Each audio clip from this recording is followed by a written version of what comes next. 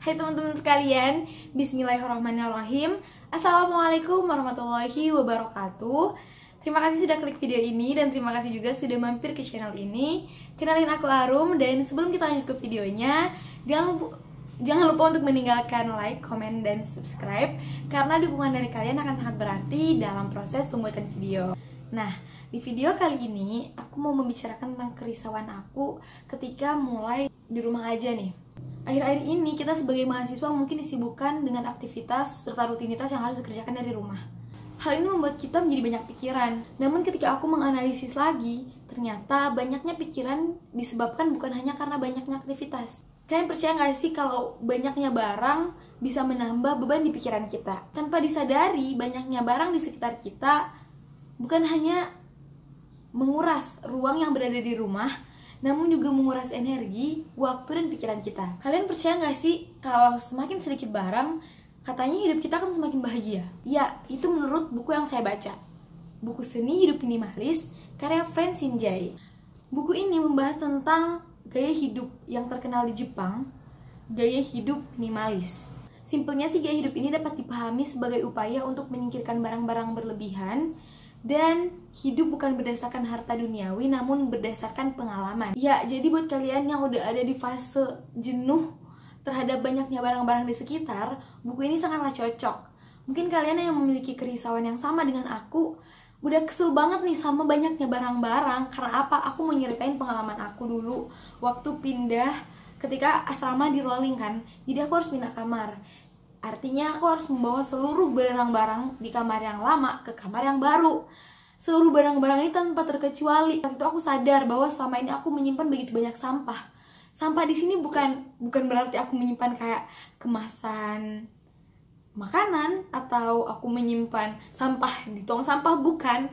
Tapi aku menyimpan kertas-kertas yang sudah tidak digunakan lagi dan banyak hal lain yang digolongkan dalam sampah di buku ini. Nah, dan aku juga merasa bahwa semakin banyak barang, semakin stres lah kita.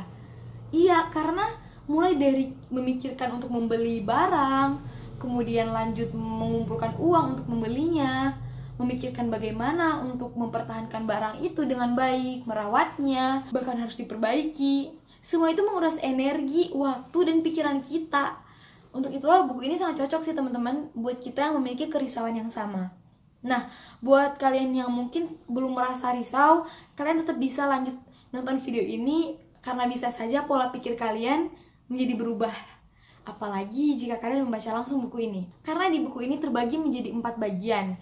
Yang pertama ada dasar pemikiran, yang kedua metode, yang ketiga bagaimana kita membereskan ruangan ke ruangan, atau bagaimana berbenah dari satu ruang ke ruang lainnya, dan yang terakhir cara hidup minimalis itu kayak gimana sih. Tapi aku mau minta maaf nih teman-teman kalau misalnya ada suara-suara berisik dari jalan raya, karena sekarang aku ngerekam deket banget dengan jalan, sehingga akan ada banyak suara-suara motor maupun mobil yang mungkin akan mengganggu. Nah, kita langsung lanjut ke bagian pertama, yaitu membentuk pola pikir minimalis. Dimulai dari keresahan karena meledaknya jumlah barang di sekitar, Francine Jay berusaha untuk mengilustrasikan bagaimana indahnya hidup dengan sedikit barang. Francine Jay juga menjelaskan bagaimana kita harus memaknai, mengenali kegunaan, dan mempertimbangkan dampak suatu barang terhadap hidup kita. Nah, dalam buku ini dijelaskan secara umum ada 3 kategori barang, yaitu barang fungsional, barang dekoratif, dan barang emosional. Kalau barang fungsional bersifat praktis dan memiliki kegunaan yang dapat langsung kita rasakan, misalnya pakaian, air, makanan, wadah penyimpanan, perlengkapan masak, dan lain sebagainya. Intinya barang tersebut berguna dalam kehidupan kita. Karena terkadang ada banyak barang yang berguna namun tidak kita gunakan. Nah, seperti jepitan rambut ini. Jepitan rambut ini berguna, namun bisa saja dia menjadi barang yang tidak berguna karena kita jarang menggunakannya. Kenapa? Mungkin karena jepitan rambut ini ada banyak, sehingga tidak semua jepitan rambut yang kita miliki dapat kita gunakan. Di sini, penulis menekankan bahwa cara hidup minimalis bukan berarti kita hidup di suatu apartemen hanya dengan 1 sofa dan 1 tempat tidur. Tidak, bukan seperti itu. Menerapkan hidup minimalis berarti melawan keinginan untuk menghadirkan dunia luar dalam rumah kita. Karena terkadang kita menginginkan apa yang berada di luar rumah semuanya ada di dalam rumah. Padahal terkadang banyak kegiatan yang apabila kita nikmati di luar rumah akan lebih berarti. Kita bisa menikmati aktivitas di luar rumah tanpa harus menyimpan dan merawat barang-barang itu di dalam rumah kita. Dalam hidup minimalis, kita harus berfokus pada kebutuhan. Bagaimana kita merasa cukup dan bersyukur akan barang yang sudah kita miliki. Rumusnya tidak sulit, yaitu kebahagiaan datang dari apa yang sudah kita miliki. Setelah kebutuhan dasar dipenuhi, maka kebahagiaan tidak akan ditentukan dengan seberapa banyaknya barang yang kita miliki. Sehingga pada fase ini kita akan berpikir untuk menjadi penjaga rumah dalam rumah kita sendiri. Ya, dengan kita menjadi penjaga rumah pada rumah kita sendiri, sehingga sekiranya apabila kita ingin membeli suatu barang, maka kita harus memikirkan secara matang apa nilai dan kegunaan dari barang tersebut. Satu pola pikir minimalis yang harus kita terapkan apabila ingin menjadi seorang minimalisme, yaitu barang yang dipertahankan hanyalah barang yang berguna dan yang digunakan. Untuk itulah kita bisa mengenal suatu konsep, yaitu menjadi penjaga pada rumah sendiri. Yap, kitalah yang harus menjadi penjaga dari masuknya barang-barang yang tidak berguna dalam rumah kita. Dan yang terakhir, membeli sedikit barang merupakan prinsip hidup minimalis. Membatasi barang yang kita beli dan hanya berfokus pada hal-hal yang esensial terhadap hidup kita adalah cara yang terbaik untuk meminimalisasi perilaku dan sifat konsumtif kita. Kita bukan hanya mengurangi pikiran dan stres dalam diri kita dengan mengurangi barang, namun sebagai individu kita juga bisa berkontribusi menahan laju penurunan sumber daya serta tidak menambah beban kehidupan manusia lain, serta mengurangi limbah tentunya. Kita masuk pada bagian yang kedua, yaitu metode untuk menjadi minimalis. Di sini dijelaskan cara untuk menjadi minimalis dengan suatu metode yang disebut dengan streamline.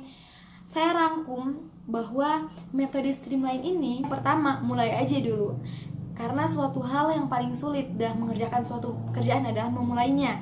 Yang kedua, tetapkan prinsip buang, simpan, dan berikan. Setelah di awal tadi kita memulai dengan menyingkirkan barang-barang yang menurut kita kurang esensial dalam hidup atau kurang berguna dan jarang digunakan, kita harus menggolongkan barang-barang tersebut dalam 3 kategori. Mana barang-barang yang harus dibuang, mana barang-barang yang harus disimpan, dan mana yang harus diberikan. Yang pertama, buang. Pada kategori buang ini, barang-barang tersebut sangat mudah dikenali, yaitu barang-barang yang sudah jelas-jelas dapat langsung kita buang. Contohnya, sampah. Sampah adalah barang yang paling mudah dikenali. Ya, sampah di sini bukan hanya kemasan makanan, namun kertas-kertas yang sudah tidak digunakan, kalender lama, koran maupun tinta spidol yang sudah kering. Pada prinsipnya, apa saja barang yang sudah tidak dapat dimasukkan ke kategori berikan harus dimasukkan ke kategori buang. Dan sebelum membuang barang sebisa mungkin untuk daur ulang terlebih dahulu. Yang kedua yaitu kategori simpan. Pada kategori ini, barang yang kita simpan adalah barang yang mencerminkan makna dari kehidupan kita. Barang ini memang disukai, baik itu karena alasan estetika maupun alasan kegunaan. Dan yang terakhir adalah kategori berikan. Ini adalah kategori di mana barang-barang tersebut masih baik, namun sudah jarang kita gunakan. Mungkin barang-barang yang sudah jarang kita gunakan tersebut berguna bagi orang lain, sehingga bisa banget nih buat kita berikan. Berikan juga dibagi menjadi 2, yaitu jual dan donasikan. Untuk kategori donasikan, kita bisa memberikan barang-barang terhadap orang-orang yang membutuhkan. Selanjutnya yaitu kita harus meletakkan semua barang kembali kepada tempatnya dan biarkan suatu permukaan untuk terus bersih. Inilah gunanya bagaimana kita menyimpan barang dengan kategori-kategori yang telah ditentukan dalam buku ini. Jadi, dalam menyimpan barang ada 3 kategori. Yang pertama yaitu inner circle, yang kedua outer circle, dan yang ketiga deep storage. Nah, kategori inner circle ini adalah barang-barang yang paling mudah kita jangkau dan barang-barang yang paling sering kita gunakan, sehingga mudah untuk mengambilnya. Yang kedua yaitu kategori outer circle, yaitu barang-barang yang jarang kita gunakan. Sedangkan deep storage adalah barang-barang di luar ruangan, mungkin seperti barang-barang yang berada di dalam garasi. Sehingga kita bisa meletakkan semua barang-barang tersebut pada kategori-kategori dan tempat-tempat yang telah kita tentukan. Dan selalu ingat bahwa permukaan harus terus bersih, karena permukaan bukan tempat untuk meletakkan barang. Selanjutnya, dalam menjadi minimalis, kita harus menentukan batasan. Batasan seperti apa sih? Contohnya, jumlah maksimal pakaian yang bisa masuk ke lemari kita. Ya, batasan di sini bukan untuk mengekang, namun batasan ini akan memudahkan. Menetapkan batasan akan membantu kita untuk mengambil kendali atas barang kita, sehingga bukan barang kita yang mengendalikan kita, namun kitalah yang mengendalikan barang kita. Meskipun pada awalnya terasa mengekang, tak lama kemudian kita akan merasakan bahwa batasan justru akan membebaskan. Dan pada akhirnya batas paling akhir jumlah barang kita adalah luas rumah kita sendiri. Selanjutnya ada prinsip yang paling aku sukai dalam bagian kedua ini, yaitu satu masuk satu keluar. Ya, dengan menerapkan prinsip ketika satu barang masuk ke dalam rumah, maka satu barang harus keluar rumah. Kita akan dengan mudah mengontrol jumlah barang kita. Strategi ini sangat membantu untuk mengeluarkan barang-barang yang seharusnya sudah tak lagi berada di dalam rumah. Prinsip ini akan membatasi kita dengan sendirinya, dan apabila kita mengikuti prinsip ini, maka jumlah barang kita tidak akan lebih banyak dibanding jumlah yang kita miliki saat ini. Kita masuk pada bagian yang ketiga, yaitu berbenah. Kalau judul dari buku ini yaitu bagian 3, ruangan ke ruangan. Nah, aku tertarik nih pada bagian ini karena metode berbenah menurut Francine J berbeda dengan metode berbenah dari Marie Kondo. Dalam bukunya The Life Changing Magic of Sizing Up, Marie Kondo menjelaskan bahwa cara dia berbenah yaitu dari satu kategori ke kategori yang lain. Ini menarik karena Francine J mengemukakan bahwa cara berbenah yang dianut oleh Francine J yaitu berbenah dari satu ruangan ke ruangan yang lain. Di sini tergantung dari kita sih lebih cocok ke cara berbenah yang mana. Namun, kalau Francine J menjelaskan bahwa dia menerapkan 3 prinsip, yaitu buang, simpan, dan berikan per ruangan. Sedangkan Marie Kondo dalam bukunya tersebut membereskan suatu barang mulai dari misalnya nih, kaos kaki. Jangan kaos kaki deh, buku. Marie Kondo membenahi buku-buku yang ada dalam rumahnya sekaligus, baik itu dari kamar ataupun buku yang berada di ruang tengah dan lain sebagainya. Setelah selesai membenahi seluruh buku dalam satu rumah, barulah Marie Kondo berpindah pada kategori yang lain, pakaian misalnya. Dan kita sih lebih nyamannya yang mana, tapi membersihkan dan berbenah dari satu ruangan ke ruangan yang lain juga cukup mengasyikkan kok ketika aku membaca buku ini. Tapi tetap sih dari kedua perbedaan tersebut ada kesamaannya nih, bahwa keduanya sama-sama membutuhkan ruang kosong untuk bernafas. Ya, kita sangat membutuhkan ruang kosong loh teman-teman tanpa kita sadari. Ruang kosong di sini akan sangat membantu kita untuk mengurangi stres serta memberikan ketenangan pada jiwa dan pikiran kita. Setelah kita selesai, ada banyak sih dan begitu detail penjelasan dari buku ini. Bagaimana kita membereskan setiap ruangan, memang benar-benar dijelasin. Mulai dari bagaimana sih kita menyimpan pakaian, lalu pakaian yang seperti apa yang harus kita simpan dan mana yang harus kita buang. Buang dalam arti berikan ataupun donasikan. Dan ada banyak tips yang bisa kita dapatkan dengan membaca buku ini. Nah, kita lanjut pada bagian yang terakhir, yaitu cara hidup minimalis. Nah, setelah kita telah selesai membereskan hidup kita sendiri, kita akan merupakan seorang manusia yang bersosial dengan orang lain. Ketika barang-barang kita sudah tidak berantakan lagi, lalu bagaimana nih dengan barang-barang orang lain?